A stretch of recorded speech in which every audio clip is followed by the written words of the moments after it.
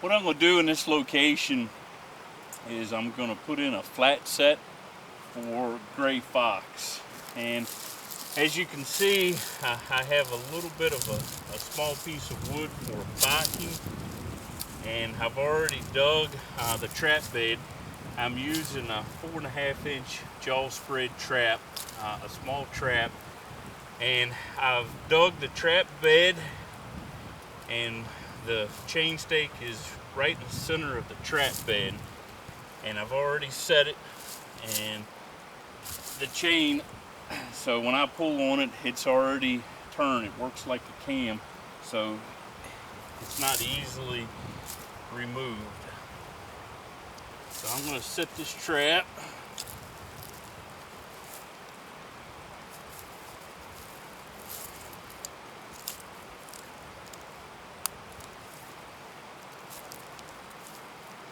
All of the excess chain I'm going to place in the bottom. And the approach I want for the gray fox is from this direction or also from the side. So I'm planning on him approaching more like a walkthrough from either side. All of my excess dirt when I chop the bed is here. I'm not going to worry with the pane cover. This ground is very sandy here in this river bottom, so no rocks.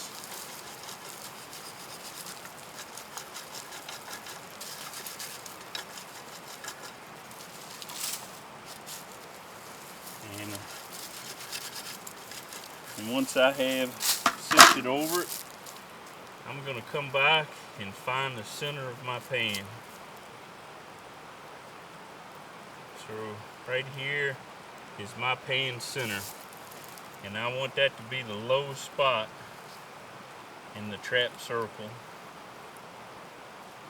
And I don't want any leaves, any debris. So we're just going to sift a little dirt over that.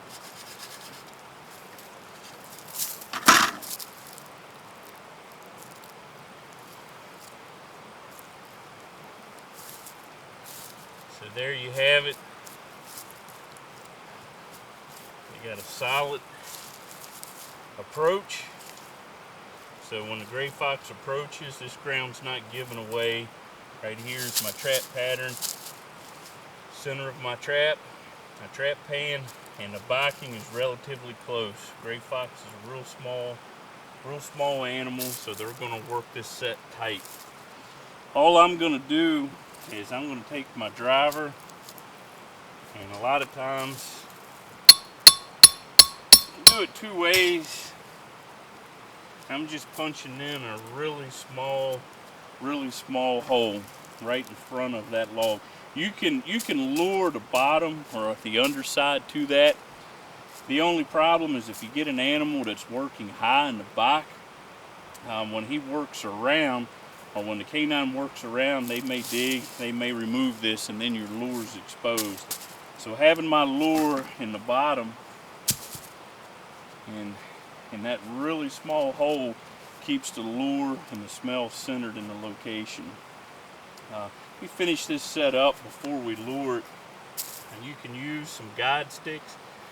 They have a tendency to work a set from the back, so just a couple well-placed sticks. So if he tries to approach from this side, he's going to come either way. The tall grass in the back is also working as a backing. I don't want him to come in from this direction, and I've got enough ground cover there to prevent the fox from working back. But I've got an approach.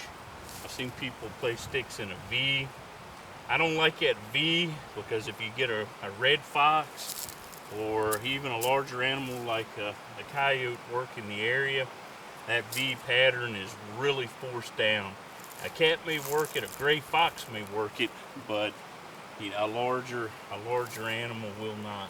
So I'm just going to place a couple in the back. For lure, I'm using one of the lures I produce. I've had great luck with gray fox. It's called skillet liquor. I'm just going to take some of that lure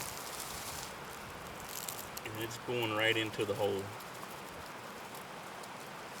So it's far enough down where if the animal comes up, and they're going to have to dig. So I want to keep them in this area long enough to get their nose up on that, or to dig a little bit. By that time, my set's worked, I should have the animal.